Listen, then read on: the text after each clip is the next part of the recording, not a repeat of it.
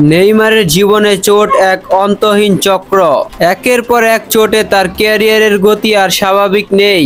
এই চোটে পড়ছেন তো কিছুদিন কিংবা কয়েক মাস পর সুস্থ হয়ে আবারও মাঠে ফিরছেন এবং আবারও চোটে পড়ছেন। ছন্দে ফেরা তো বহু দূরের কথা, নেইমার শেষ কবে একটি মৌসুম ভালোভাবে শেষ করতে পেরেছেন সেটা খুঁজে বের করা এখন গবেষণার বিষয়। এক মৌসুমে অন্তত ৩৫ ম্যাচ খেলেছেন এমন কিছু খুঁজে বের করতে হলে ফিরতে হবে 2016-17 মৌসুমে। গত মাসের শুরুতে ব্রাগান্তিনোর বিপক্ষে উরুতে চোট পেয়ে প্রায় ৬ সপ্তাহ মাঠের বাইরে ছিলেন নেইমার। গত রোববার ব্রাজিলের শীর্ষ লীগ সিরিয়াতে ফ্লুমিনেন্সের বিপক্ষে মাঠে ফেরেন বদলি হিসেবে। এরপর এই লিগে অ্যাথলেটিকের বিপক্ষে সান্তোসের ২-০ গোলে জয়ের ম্যাচে নেইমার সেই উরুতেই চোট পেয়ে গেলেন আবারও। সান্তোসের মাঠ ভিলা বেলমিরো, এটা ছিল তার ১০০তম ম্যাচ।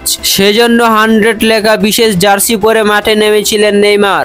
দুই পায়ে ইনজুরি টেপ পেঁচানো, টিকতে পেরেছেন ৩৪ মিনিট পর্যন্ত। ২৭ মিনিটের মধ্যে সান্তোসে ২-০ গোলে এগিয়ে যাওয়ার কিছুক্ষণ পরেই বেঞ্চের দিকে বদলির ইশারা করেন নেইমার জুনিয়র। ব্রাজিল জাতীয় দলে তিনি সর্বশেষ খেলেন ২০২৩ সালের অক্টোবরে। উরুগুয়ের বিপক্ষে বিশ্বকাপ বাছাইয়ের সেই ম্যাচের হাঁটুর এসিএল ও মিনিসকাস চোটে পড়েন তিনি। সুস্থ হয়ে আল হিলালের হয়ে গত বছরে অক্টোবরে মাঠে ফেরেন নেইমার। দুটি ম্যাচে অল্প সময় খেলানোর পর নভেম্বরে আবারও চোটে পড়ে প্রায় ১ মাসের জন্য ছিটকে পড়েন মাঠের বাইরে। সৌদি প্রো লিগের এই ক্লাবের চোটের কারণে ১৮ ম্যাচ খেলতে পেরেছেন মাত্র ৭ ম্যাচ। পারস্পরিক সম্মতির ভিত্তিতে আল হিলালের সঙ্গে চুক্তি বাতিল করে গত ফেব্রুয়ারিতে নেইমার ফিরে যান তার শৈশবের ক্লাব সান্তোসে। ২০২৬ বিশ্বকাপের জন্য ফিট হয়ে ওঠা এবং ছন্দে ফিরতে এই সময়টুকু তিনি সান্তোসে নিয়মিত খেলতে চেয়েছিলেন। কিন্তু ব্রাজিলিয়ান ক্লাবটির হয়ে এখন পর্যন্ত যে ৯ ম্যাচ খেলেছেন নেইমার, তার মধ্যে পুরো ৯০ মিনিট মাঠে থাকতে পেরেছেন মাত্র একটি।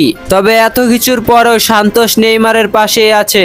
ক্লাবটির সামাজিক যোগাযোগ মাধ্যম এক্স হ্যান্ডেলে লেখা হয়, প্রিন্স পুরো সান্তোস তোমার সঙ্গেই আছে।